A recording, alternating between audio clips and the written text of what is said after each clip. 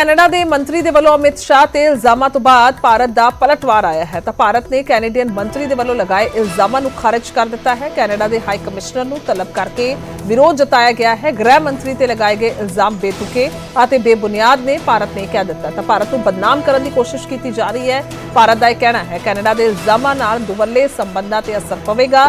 ਦਰਅਸਲ ਕੈਨੇਡਾ ਦੇ ਮੰਤਰੀ ਦੇ ਵੱਲੋਂ ਗ੍ਰਹਿ ਮੰਤਰੀ ਅਮਿਤ ਸ਼ਾਹ ਤੇ ਇਲਜ਼ਾਮ ਲਗਾਏ ਗਏ ਸਨ ਕਿ ਅਮਿਤ ਸ਼ਾਹ ਕੈਨੇਡਾ ਵਿੱਚ ਰਹਿ ਰਹੇ ਸਿੱਖ ਵੱਖਵਾਦੀਆਂ ਨੂੰ ਨਿਸ਼ਾਨਾ ਬਣਾ ਕੇ ਹਿੰਸਾ ਕਰਨ, ਧਮਕਾਉਣ ਅਤੇ ਖੁਫੀਆ ਜਾਣਕਾਰੀ ਇਕੱਠੀ ਕਰਨ ਦੀ ਮੁਹਿੰਮ ਚੱਲ ਰਹੀ ਹੈ। ਤਾਂ ਜਿਸ ਤੋਂ ਬਾਅਦ ਇਹ ਸਾਫ਼ ਤੌਰ ਤੇ ਕਹਿ ਦਿੱਤਾ ਗਿਆ ਹੈ ਕਿ ਇਹ ਅਜਿਹਾ ਜੇਕਰ ਹੁੰਦਾ ਹੈ ਤਾਂ ਫਿਰ ਸੰਬੰਧਾਂ ਤੇ ਅਸਰ ਪਵੇਗਾ। ਗ੍ਰਹਿ ਮੰਤਰੀ ਤੇ ਲਗਾਏ ਗਏ ਇਲਜ਼ਾਮ ਬੇਤੁਕੇ ਅਤੇ ਬੇਬੁਨਿਆਦ ਨੇ, ਭਾਰਤ ਨੇ ਕਿਹਾ ਹੈ ਭਾਰਤ ਨੂੰ ਬਦਨਾਮ ਕਰਨ ਦੀ ਕੋਸ਼ਿਸ਼ ਕੀਤੀ ਜਾ ਰਹੀ ਹੈ।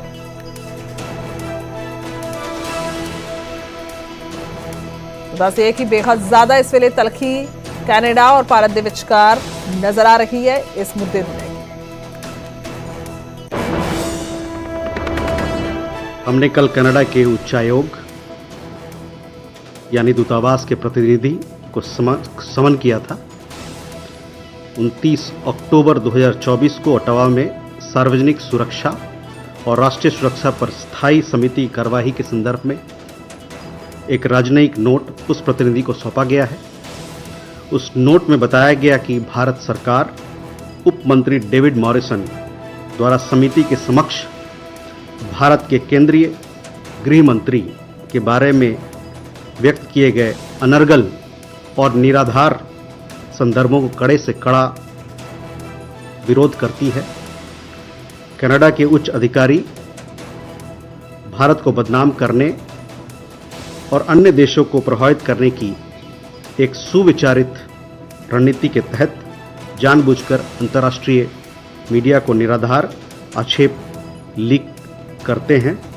यह रहस्य उद्घाटन उस दृष्टिकोण की ही पुष्टि करता है जो भारत सरकार लंबे समय से वर्तमान कनाडा सरकार के राजनीतिक एजेंडा और उसके व्यवहार के तौर तरीके के बारे में रखती रही है। इस तरह की गैर जिम्मेदाराना कार्रवाइयों से द्विपक्षीय संबंधों पर गंभीर परिणाम होंगे।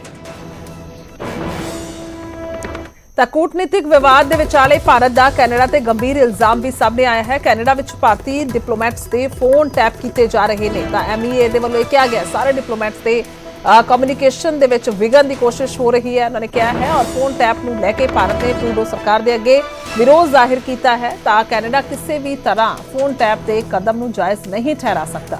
ਕੈਨੇਡਾ ਵਿੱਚ ਸਾਡੇ ਡਿਪਲੋਮੈਟਸ ਪਹਿਲਾਂ ਹੀ ਹਿੰਸਾ ਦੇ ਮਾਹੌਲ 'ਚ ਕੰਮ ਕਰ ਰਹੇ ਨੇ। ਉਹਨਾਂ ਦਾ ਕਹਿਣਾ ਹੈ ਜੇਕਰ ਫੋਨ ਟੈਪ ਕਰਕੇ ਬੰਦ ਨਾ ਹੋਏ, ਫੋਨ ਟੈਪ ਕਰਨੇ ਬੰਦ ਨਾ ਹੋਏ ਤਾਂ ਦੁਵੱਲੇ ਸੰਬੰਧਾਂ ਤੇ ਡੂੰਘਾ ਅਸਰ ਪਵੇਗਾ। ਤਾਂ ਸਥਿਤੀ ਇਸ ਵੇਲੇ ਕਹਿ ਸਕਦੇ ਹਾਂ ਕਿ ਕਾਫੀ ਸੈਂਸਿਟਿਵ ਹੁੰਦੀ ਕੋਈ ਨਜ਼ਰ ਆ ਰਹੀ ਹੈ, ਜਿੱਥੇ ਇੱਕ ਪਾਸੇ ਗ੍ਰਹਿ ਮੰਤਰੀ ਤੇ ਇਲਜ਼ਾਮ ਲਗਾਏ ਜਾ ਰਹੇ ਨੇ, ਦੂਜੇ ਪਾਸੇ ਫੋਨ ਟੈਪਸ ਕੀਤੇ ਜਾ ਰਹੇ ਨੇ ਔਰ ਹੁਣ ਉਹਨਾਂ ਨੂੰ ਲੈ ਕੇ ਸਾਫ਼ ਤੌਰ ਤੇ ਭਾਰਤ ਨੇ ਇਤਰਾਜ਼ ਜ਼ਾਹਿਰ ਕੀਤਾ।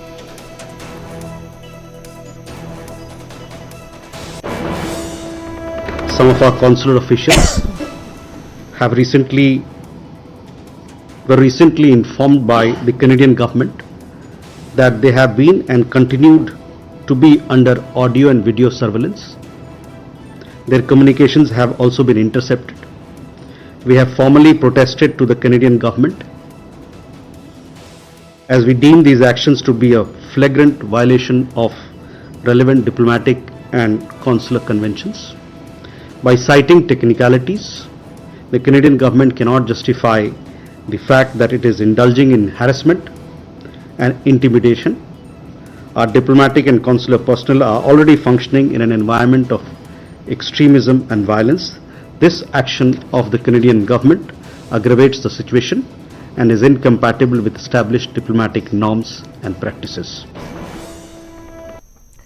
ਤਾਂ ਇਸ ਤੋਂ ਇਲਾਵਾ ਕੈਨੇਡਾ ਨੇ ਦੱਸ ਦਈਏ ਕਿ ਭਾਰਤ ਨੂੰ ਦੁਸ਼ਮਣ ਦੇਸ਼ ਦੀ ਲਿਸਟ ਵਿੱਚ ਸ਼ਾਮਲ ਕਰ ਲਿਆ ਹੈ। ਭਾਰਤ ਨੂੰ ਕੈਨੇਡਾ ਦੀ ਸਾਈਬਰ ਸੁਰੱਖਿਆ ਦੇ ਲਈ ਖਤਰਾ ਦੱਸਿਆ ਹੈ।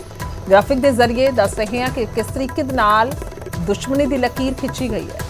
ਭਾਰਤ ਨੂੰ ਚੀਨ, ਰੂਸ, ਈਰਾਨ ਅਤੇ ਨਾਰਥ ਕੋਰੀਆ ਵਾਲੀ ਲਿਸਟ ਦੇ ਵਿੱਚ ਰੱਖਿਆ ਗਿਆ ਹੈ, ਯਾਨੀ ਕਿ ਦੁਸ਼ਮਣਾਂ ਦੀ ਲਿਸਟ ਦੇ ਵਿੱਚ ਸ਼ਾਮਲ ਕਰ ਲਿਆ ਗਿਆ ਹੈ। ਔਰ ਇਸ ਤੋਂ ਇਲਾਵਾ ਕੈਨੇਡਾ ਦੀ ਨੈਸ਼ਨਲ ਸਾਈਬਰ ਥ੍ਰੈਟ ਅਸੈਸਮੈਂਟ 2025-26 ਦੇ ਵਿੱਚ ਜ਼ਿਕਰ ਕੀਤਾ ਗਿਆ ਹੈ। ਤਾਂ ਟਰੂਡੋ ਨੇ ਦੱਸ ਦਈਏ ਕਿ ਇਹ ਦੁਸ਼ਮਣੀ ਦੀ ਲਕੀਰ ਇੱਕ ਕਿਸਮ ਦੇ ਨਾਲ ਖਿੱਚ ਦਿੱਤੀ ਹੈ। ਤਾਂ ਕੈਨੇਡਾ ਦਾ ਭਾਰਤ ਤੇ ਗੰਭੀਰ ਇਲਜ਼ਾਮ ਵੀ ਹੈ ਕਿ ਭਾਰਤ ਸਮਰਥਿਤ ਐਕਟਿਵਿਸਟ ਸਾਡੇ ਲਈ ਖਤਰਾ ਨੇ, ਵਿਰੋਧੀਆਂ ਤੇ ਨਜ਼ਰ ਰੱਖਣ ਲਈ ਸਾਈਬਰ ਤਾਕਤ ਦਾ ਇਸਤੇਮਾਲ ਹੋ ਰਿਹਾ ਹੈ। ਭਾਰਤ ਸਮਰਥਿਤ ਐਕਟਿਵਿਸਟ ਦੇ ਕੈਨੇਡੀਅਨ ਵੈਬਸਾਈਟਸ ਤੇ DDoS ਹਮਲੇ ਹੋ ਰਹੇ ਨੇ। ਕੈਨੇਡੀਅਨ ਫੌਜ ਦੀ ਇੱਕ ਵੈਬਸਾਈਟ ਵੀ ਪ੍ਰਭਾਵਿਤ ਹੋਈ ਹੈ। ਤਾਂ ਕੁੱਲ ਮਿਲਾ ਕੇ ਸਾਰਾ ਇਸ ਵੇਲੇ ਮਾਹੌਲ ਬੇहद ਸੰਵੇਦਨਸ਼ੀਲ ਬਣਿਆ ਹੋਇਆ ਹੈ। ਦੋਵਾਂ ਦੇਸ਼ਾਂ ਦੇ ਵਿੱਚ ਇਸ ਤਰੀਕੇ ਦੀ ਨਾਜ਼ੁਕ ਸਥਿਤੀ ਬਣਦੀ ਹੋਈ ਨਜ਼ਰ ਆ ਰਹੀ ਹੈ।